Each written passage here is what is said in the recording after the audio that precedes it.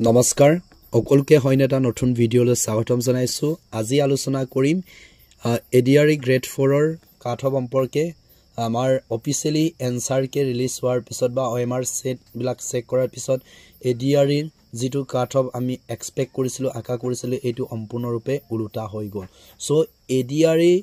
grade 4 written এক্সামৰ ক্ষেত্ৰত cut off কিমান যাব পাৰে বা কিমান নম্বৰ পালে আপোনালোকে ৰিটেন এক্সাম ক্লিয়াৰ হ'ব এই সম্পৰ্কে আজিৰ ভিডিঅ'ত ডিটেইলছ আলোচনা কৰিম সো তাৰ আগতে আপোনালোকক সৰু এটা ইনফৰমেশন শেয়াৰ কৰিব বিচাৰিছো যিসকলে এডিআৰই 2.0 এক্সাম বেয়া হৈছে বা আজিৰ যেটো স্কোৰ বনাইছো এই স্কোৰসমূহৰ ভিতৰত অহা নাই আপোনালোকে নেক্সট লেভেল অৰ্থাৎ যেটো মাৰ্চ মাহত 35000 ভ্যাকেন্সি আসাম পুলিশ আৰু এডিআৰই 3.0 ওলাব এই ভ্যাকেন্সি সমূহৰ কাৰণে মই এটা ফাউন্ডেশনাল মাস্টাৰ কোৰ্স অহা কাইলৰ পৰা অৰ্থাৎ আমাৰ 17 নৱেম্বৰৰ পৰা ষ্টাৰ্ট কৰিম সো আপোনালোকে এই কোৰ্সটো ল'ব পাৰে আৰু কোৰ্সৰ ডিটেইল জানিবৰ কাৰণে এই নম্বৰত যোগাযোগ কৰিব পাৰিব আৰু যিসকল আসাম পুলিচৰ ফিজিক্যাল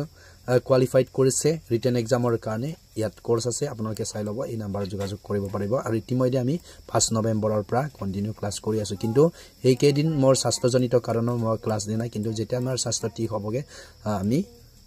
কন্টিনিউ আকৌ ক্লাস কিনি স্টাৰ্ট কৰিম ইয়াতে এটো যে সিলেবাস ওয়াইজত পঢ়াই থকা হৈছে এতিয়া আগবাঢ়িছো আজিৰ ক্লাসৰ মূল বিষয়বস্তুলৈ Actually class নহয় আজি ভিডিও হ'ব ইনফৰমেটিভ ভিডিও হ'ব এটা সক এডিআৰই আমাৰ ৰিটেন এক্সামৰ কাৰণে কিমান কাট অফ যাব ইয়াতে জানি তক প্ৰথমতে কৈ লৈছো যে 5023 টা ভ্যাকেন্সি আছে অৰ্থাৎ ৰিটেন এক্সামৰ কাৰণে ৰিটেন এক্সামৰ ক্ষেত্ৰত 10046 ক সিলেক্ট কৰিব অৰ্থাৎ বাইবালৈ মাতিব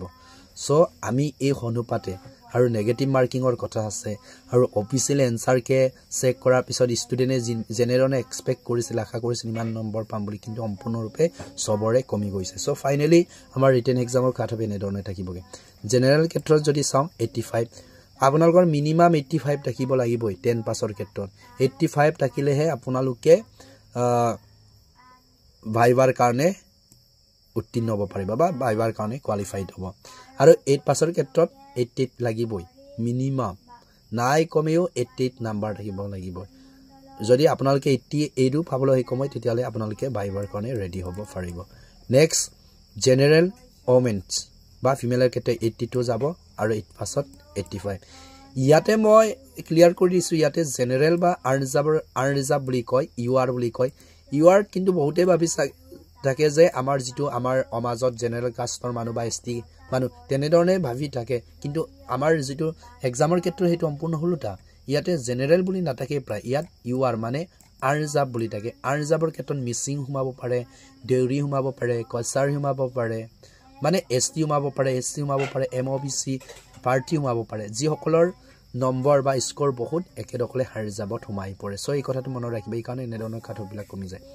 এসসিৰ ক্ষেত্ৰত যদি 10 পাছৰ চাও মিনিমাম 82 লাগিব 82 পালে আপোনালোকে নেক্সট লেভেলৰ কাৰণে প্ৰিপাৰেচন কৰক 8 পাছৰ 85 এসসি ফিমেলৰ ক্ষেত্ৰত 78 আৰু 8 পাছৰ 82 এসটিপি যেটো প্লেন মিসিং হে দৰি তেনেধৰণৰ অকলৰ কাৰণে কল 80 লাগিব 10 পাছৰ তাৰ পিছত 83 এসটি ফিমেলৰ ক্ষেত্ৰত 78 তাৰ পিছত 8 পাছৰ 80 প্লাস এসটি হিলছৰ ক্ষেত্ৰত 80 আৰু 8 পাছত 82 এসটি ওবিসি এমওবিসিৰ কাৰণে 83 ইয়াতে ওবিসি আৰু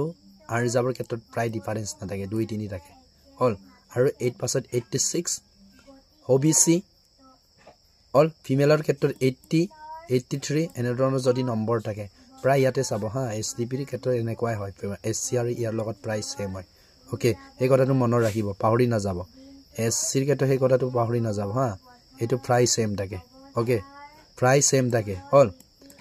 তাৰ পিছত পিডব্লিউভিডি ইয়াত 76 আৰু এক্স সাৰ্ভিসমেন্টৰ ক্ষেত্ৰত 72 থাকে আপোনালোকৰ নম্বৰ অফিচিয়ালি বা OMR সিট চেক কৰাৰ পিছত যদি এই নম্বৰৰ ভিতৰত আহিছে তেতিয়ালে আপোনালোকে ভাইভাৰ কাৰণে প্ৰিপাৰেচন কৰক এটা কথা মনত ৰাখিব কিন্তু গ্ৰেড 4 ৰ কাৰণে ভাইভাৰ কাৰণে কি প্ৰিপাৰেচন কৰিব যোৱা আগৰ বছৰত আমাৰ লগৰো বহুতে পাইছে কি কৰিছে ইহঁতক নিজৰ ডিস্ট্ৰিক্টনৰ বিষয় বেছিকে হুদে কমন কোৱেশ্চন যে নিজৰ পৰিচয়টো ধুনিয়াকৈ দিব পৰা আৰু আপোনাৰ ওচৰে পাজৰে কি আছে হুদিব এই সম্পৰ্কে অকমান হুদে সো ইমান এটা নুহুদে আপোনালোকে তাৰ কাৰণে ভাইভাৰ কাৰণে বেলেগকে কোৰ্স ল'ব লগিয়া কোনো প্ৰয়োজন নাই